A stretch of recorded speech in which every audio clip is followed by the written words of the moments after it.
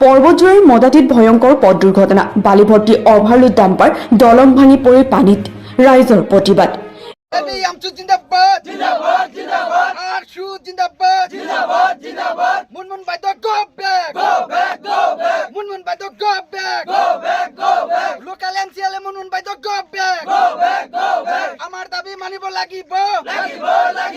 আমাৰ দাবী মানিব লাগিব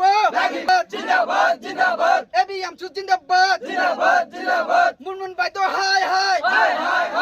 লোকাল এমসিএল মুনমুন বাইদেউ হাই হাই মুনমুন বাইদেউৰ কাম নাই মুনমুন বাইদেউ গো বেক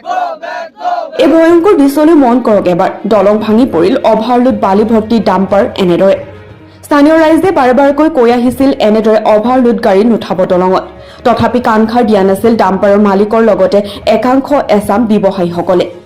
কাৰ আশীক লৈ এনেদৰে চলাই গৈছে বালিভৰ্তি অভাৰলোড ডাম্পাৰৰ ব্যৱসায়ীসকলে দুৰ্বল দলঙৰ ওপৰেদি বালিভৰ্তি অভাৰলোড ডাম্পাৰৰ বিৰুদ্ধে পৰ্বতজোৰা বন সংমণ্ডলটোৰ একাংশ বন বিষয়া কৰ্মচাৰীসকলে মাহেলী উৎকোচ লৈ চলাবলৈ দিছে নেকি ৰমৰমীয়া বেহা ডাম্পাৰৰ মালিকসকলে আৰু চোৰাং বেপাৰীসকলে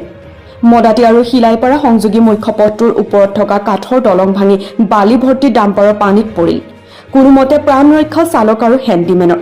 দুৰ্ঘটনাত পতিত হোৱা ডাম্পাৰখনৰ নম্বৰ হৈছে AS05C7336